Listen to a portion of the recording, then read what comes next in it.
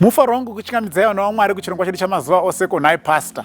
Pachirongwa patiri kuedza kubatsirana kupindura mibvunzo yatogona kunge tiinayo inopindurikawo zvakare nebhaibheri. Vakawanda vari kutumira mibvunzo yavo. Vatanga kutibata nhasi. Kana muri kuona paFacebook, isai mibvunzo yenyu mucomment section. Kana muri kuteerera pamawhatsapp groups, tumirai mibvunzo wenyu kunhamba dzinoti 0772 918 335. Mibvunzo watiri kupindura nhasi takambodhila nemibvunzo yemumashure. Mhando yemibvunzo iwoyu ndoda kudayira kuti munhu anogona kunge akapotswa because patone makore tatanga chirongwa ichi. Unoti iwoko nhai pastor, ingawani Paul anoti Sabata rakaroverwa pamuchinjiko kuna Colossians 2 verse 14 to 16.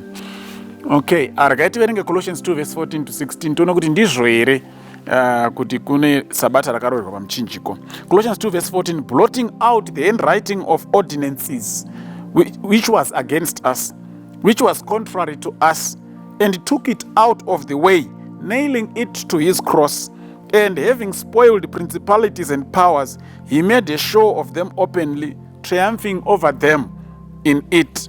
Let no man therefore judge you in meat or in drink, or in respect of an holy day, or of the new moon, or of the Sabbath days. Saka ndopari kutorwa nyaya yekuti ingawani Paul ari kuti Sabata rakaroverwa pamuchinjiko. Now, kana mamakateeresa tichiverenga verse 14, Christ blotted out, pane zvaakadzima. Zvii zvaakadzima hanzi the handwriting of ordinances, zvinyorwa zvepamagwaro. That was against us, zvairwisana nesu, which was contrary to us, zvaipikisana nesu. So it's very important paunenge wachiverenga Kolose chapter 2 kuti uzive kuti ndezvipi zviri kunzi Kristu akadzima. Number 1, zvinyorwa zvepamagwaro. Number 2, zvairwisana nesu. Number 3, zvaipikisana nesu. Hanzi he took it out of the way and nailed it to the cross. Therefore let no man judge you in meat or in drink, or in respect of an holy day, or of the new moon, or of the Sabbath days. Saka ngapachirege kuona unokutongai pane zvokudya kana zvokunwa, kana pane zvemazuva, kana zvekuvamba kwemwedzi, kana zvepamasabata. Ukasaziva nekunzwa zvinhu zvingori pachena kuti parunzi of the Sabbath days, unogona kutorasikirwa nepfungwa huru yanga ina Paul. Paul zvaringoisa pachena ndezvokuti kana uchitaura nyaya chinonzi Sabbath, hakuna chinhu 1 chinonzi Sabbath. Leviticus 23 and 25 inopa 7 different types of Sabbaths. 7 of them. Kuna Leviticus 2 chapters of Leviticus enlista 7 types of Sabbaths. Saka chekutanga chandira kunditaura ndechekuti the Sabbath rinonzi naMwari richengetwe nevanhu vose. It's not even one of those 7 andiri kutaura pana Leviticus 23 from verse 4 kusvika kuchapter 25. No. The Sabbath rakaiswa pamurayiro kuti rangarira zuva reSabata urichengete rive dzvene. It's the Sabbath day of the weekly cycle. Rakaiswa naMwari nyika ichitanga kusikwa. Zviri kunzi zvakadzimwa panapa, zvinhu zvairwisana nesu, zvaipikisana nesu pazvinyorwa zvaro. But the Sabbath of the weekly cycle harinei nekuuya kwaKristu, because izvi zvese zviri kunzi zvakadzimwa naKristu paakazvirovera pamuchinjiko. Saka zvakavepo nekuda kwechivi, pakauya Kristu zvakaroverwa pamuchinjiko. The Sabbath of the weekly cycle was not instituted because of sin. Harina kuiswa nekuda kwechivi, because rakavapo chivi chisati chavapo. Saka haugoni kuriisa pamasabata ari kutaurwa naPaul panapa kuti aya ainongedza Kristu, because verse 17 not they were shadow of Christ.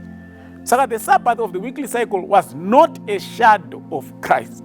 But masabata andiri kutaura ari pana Leviticus 23 munozvinoaverenga ese ainongedza Jesu Kristu. Ndichangokuverengera one example remasabata iwo ndozopedza pa ndiro randiropedzera. But mukaverenga Genesis chapter 2 verse 1 to 3 inonyatsoratidza when God instituted the weekly Sabbath. Thus the heavens and the earth, chapter 2 verse 1, were finished, and all the host of them. And on the 7th day God ended his work which he had made, and he rested on the 7th day from all his work which he had made. And God blessed the 7th day and sanctified it, because in it he had rested from all his work which God created and made. Hakuna any other type of a Sabbath in the Bible. It was blessed and sanctified. It was only one Sabbath which was blessed and sanctified because God rested in it. And that's the Sabbath of the weekly cycle.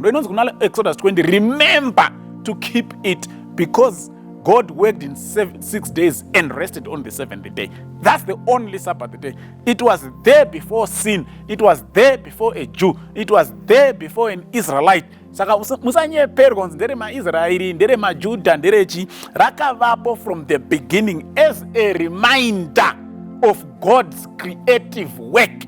Tikaribvisa tabvisa chinoti reminder kuti nyika yakasikwa. Ndokusaka rachiuya once every week. Pamunorova 6 days, rechi 7 mozorora muchiziva kuti Mwari akasika nyika ino nemazuva 6. Saka kubvisa that Sabbath day erase. It's an attempt to erase the creative power of God. Inotori pfungwa inobva kuma-atheists anoti hakuna Mwari anosika kana akasika. Now, mukaenda pana Mark 2 verse 27 na 28. Mark 2 27 na 28. Inotsigira pfungwa imwe chete yekuti harina kuitirwa maJudha kana maIsraeri kana chinyi. Verse 27. And he said to them, the Sabbath was made for men, and not men for the Sabbath. Therefore, the Son of Man is also Lord. The Sabbath was made for men. Saka rakatogadzirirwa munhu. Kureva kuti it was not contrary to us. Paul ari kuti zvakabviswa zvazviri contrary to us. They were against us. But the Sabbath was made for men, which means the Sabbath is in support of men. It rinotobatsira upenyu hwedu kuti hureruke. But mamwe maSabbath days mukazomaverenga, like ndakuverengera Exodus chapter 12 now. Pane one of the papa 7 andakuudzai rimwe racho rinonzi the Sabbath of the Passover feast. Exodus 12 mukatangira pavhesi ya5 munonzwa kuti munzwe zvaiitika ipapapo. Hatizoverengi ese mavhesi acho zvedu, but there is something very interesting.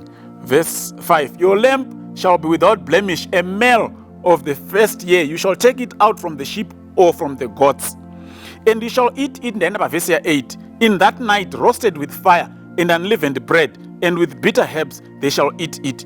Do not eat it raw or sodden cooked at all with water, but roasted with fire. His head and his legs, and with the pertinence thereof, you shall let nothing of it remain. Saka vachirangarira Passover, rinonzi musi wega wega wairangarwa Passover rainzi Sabbath. Pana Leviticus 23, it was a Sabbath. They were not supposed to work. But vachirangarira Passover zvinonzi gwai racho ravaiuraya vaifana kuridya rese nezvemukati nenzondora zvese. Hapana chaifana kusara nezondo racho, nothing. Nezvemukati nehura zvisina kusvinwa hapana chaifana kusara chiratidza kuti pauraiwa gwai panapa. Saka Paul pari kunyora achiti these were against us. Ndo zvaari kutaura manje kuti zvinhu izvi zvairwisana nesu. Chiregai kuramba muchichengetedza zvinhu izvi, because they were contrary to us. Jesu paakauya iye gwayana raMwari, he died on the cross to nail on the cross the Sabbath of the Passover as an example, but not the Sabbath of the weekly cycle, because that one had nothing to do with sin. Saka anokuudzai kuti Sabata rezuva rechinomwe rakaroverwa muudze kuti raipikisana nesu pakudii kana achikota Colossians, because akaroverwa pamuchinjiko according to Paul in Colossians aipikisana nesu. The Sabbath of the weekly cycle rinoti chimbozorora wanyanya kushanda. Saka zvibvunze kuti rinopikisana newe pakudii kana uchinzi chimbozorora. Saka uchatoona wega kuti pane kusanzwisisa kuri kuita vanhu magwaro aPaul. Paul is not saying the weekly Sabbath was nailed to the cross. Paul is speaking of other Sabbath days which were contrary to us. Semenzaniswa ndapa were the Sabbath of the Passover. Ndoda tabatsirika na Mwari atikomborere. Amen.